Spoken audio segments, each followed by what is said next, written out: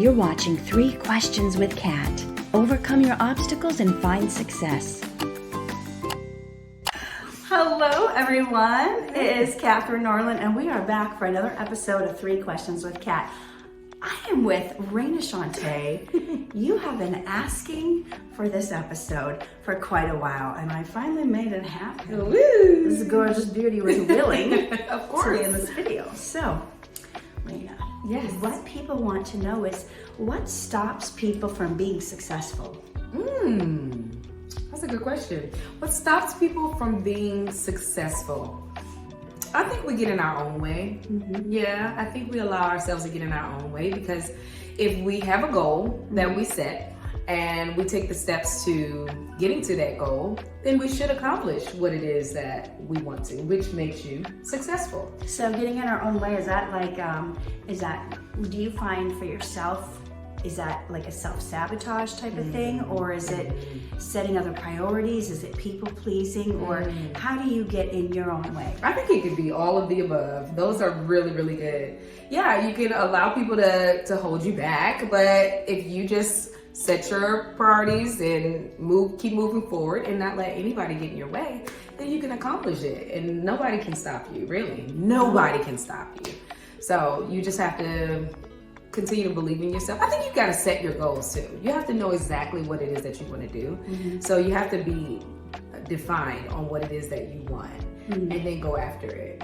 Okay, so first you have to have the clarity, Yeah. and then you, by not letting anyone else get in your own way, your own thoughts, you can accomplish anything. It's just, do you believe it, and are you clear on what you spell it out? Like the scripture says, write the vision, make it plain. Yes, girl. You know, so you have to write it down. And there's been studies, like Harvard and different business schools have done studies that those who write their goals down are more likely to accomplish them. So, second question is, how do you overcome obstacles? How do you overcome obstacles? Well, sometimes you just have to have a good friend and talk it out. You don't know anything about that. I mean, I know a little something about that because I have a wonderful friend like you. I mean, because listen, life is full of obstacles, right? You're not going to have an obstacle-free life.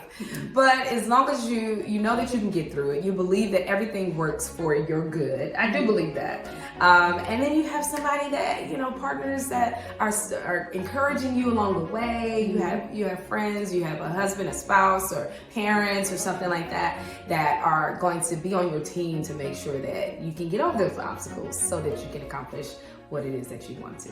So having someone to talk to, someone that you trust, someone who's been proven to give you good advice, that is key. Yes, for sure. And when you overcome those obstacles,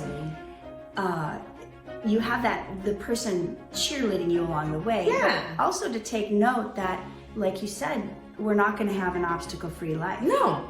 And I want to add to that just because there's obstacles in the way, like you set out to do something, you have this intention, then all hell breaks loose and comes against you.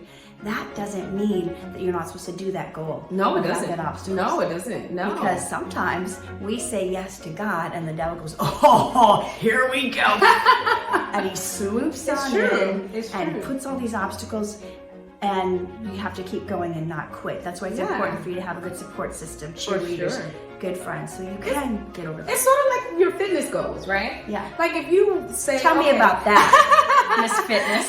It just reminded me, because if you're at where you are, whatever that might be, and then you see your ideal body, right? Yeah. What you want your body to look like, how much you want to weigh, how much muscle you want, you have to do the work to get there. Yeah. The work to get there are the obstacles. And it's going to be painful, and you're not going to want to get up, and you're not going to want to eat right. But those are the obstacles you have to overcome, right? Yeah. So you have to still believe in yourself. You have to have trust in God. You have to have a good support team to help you get to that place, to that goal, and then you'll be fine. like wine. Fine like wine. Get a little red, get a little Chardonnay. Yeah. I don't even know what that is. It's Chardonnay, a white wine. Yeah, Chardonnay. Oh my God, I even drunk wine. It is a white wine. Yeah, I think so. Merlot is the red wine. Yeah. I can't use alcohol analogy. No, you can't. You don't know anything about it. Final question is, Reina, what do you wish you would have known 5 years ago? Oh, 5 years ago. Let's see. What year are we in right now? This is 2024. Oh, 2019. That was right before the pandemic. Okay. So 5 years ago, I wish I had known that investing into my brand would be something that would catapult me into my future opportunities to have greater outcome, right? So I think that if 5 years ago I knew that, okay, the pandemic's getting ready to hit, so let me start pounding in, content and showing up and, working out and doing the things that will get my brand, my name, my face out there, then I think that in this time, which I'm not in a bad place, we've been fortunate enough to be with this company, with Dhar Mann Studios, woohoo, that's allowed us to get exposure. But had I known like my personal brand would be the thing that I needed to invest in to get it out there, I think that I would have been in a different place right now.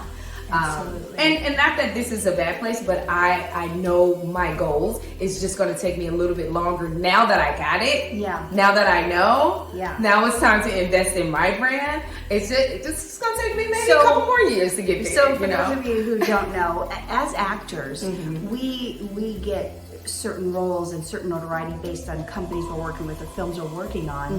But then there's downtime. There's times you're not being called. There's times where we're auditioning, we don't have roles. And if we have our own thing going, if we were investing in, like maybe when we're not working, writing a film we want to star That's in, right. or writing a book, or preparing ourselves for when the shutdown happens. Yes. When you never know when a company's going to go out of business. You never know when your work is going to end. So investing in yourself and your future. Yes. And I think that's really good because so much of the time people are riding this great wave, like we're riding a great wave. Yeah, sure. But there may come a time where the waves stop and then people are left with like, now what I do?